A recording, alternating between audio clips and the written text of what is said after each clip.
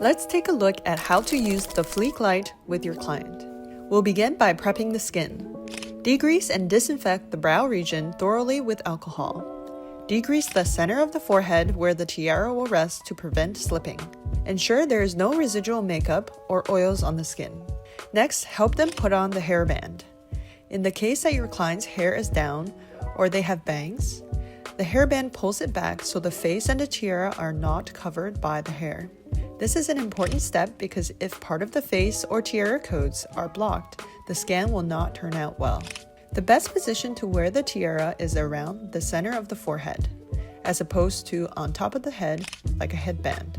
We want the tiara just above the brows for best results. Now let's add a client. To add a client, click the plus icon. Enter their first name, last name, and phone number. Click on the next arrow once complete.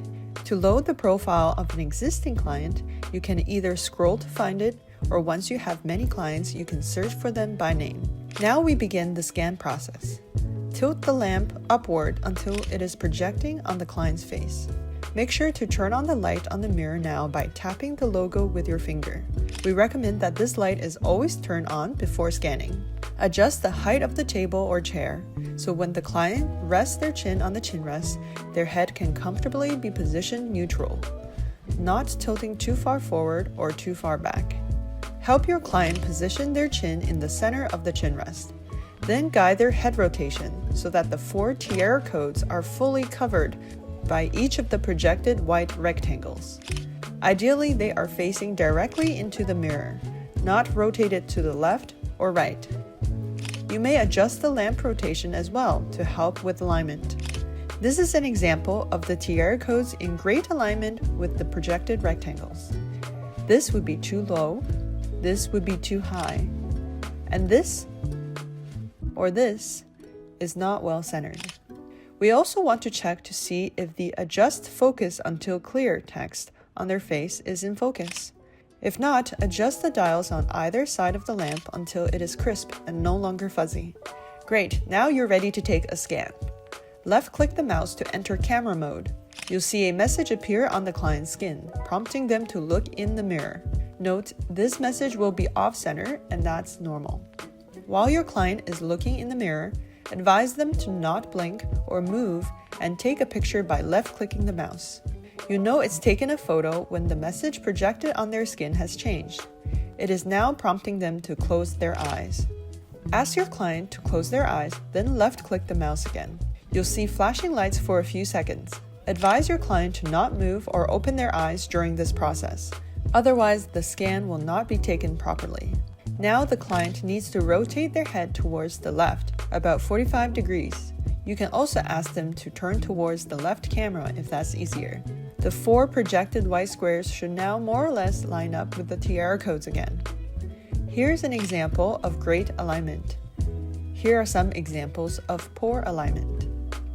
Once their rotation is aligned, instruct them to close their eyes again so you can left-click the mouse and take a scan of the right side of their face.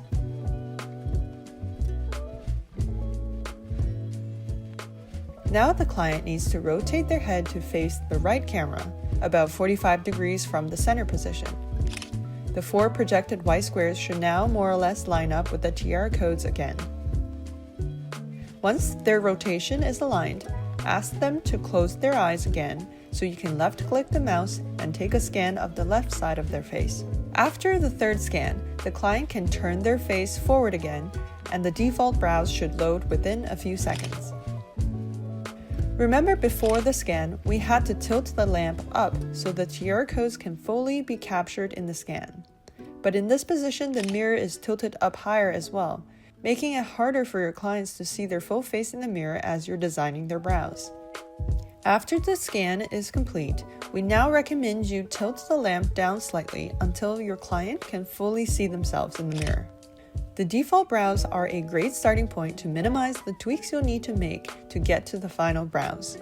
It tries to bring as much symmetry as possible given your client's natural asymmetrical bone structures. Every person will get their own unique default brow and no 2 default brows are the same. For very asymmetrical clients, the default brows will align better with one brow than the other. and that's normal. Artists love using the default brow as a communication tool for clients with very uneven brows, as this shows them why perfect symmetry isn't the best option. To easily explain your client's asymmetry, right-click to open the menu.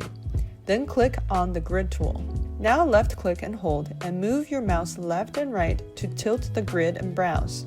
You can align the grid to the client's eye level, which will align the brows parallel to their eye level too. If you notice the brows aren't parallel to the grid, you can select the tilt feature in the menu. Now when you left-click and hold, you'll be able to move the brows independently from the grid and align the brows parallel to the grid. Now you can see if your client's natural brows are symmetrically parallel to their eye level, or if it's higher on one side. If their brows are naturally very asymmetrical, you may need to slightly adjust one side of the brow after you've designed the shape. We'll show you how to do that in the next video. If you see that a scan is very asymmetrical, there was likely an issue while taking the scan. Retake the scan with the rescan button on the menu to get an improved brow. In the next video, we'll take a look at how you can control the interface to apply your own preference tweaks to the default brows.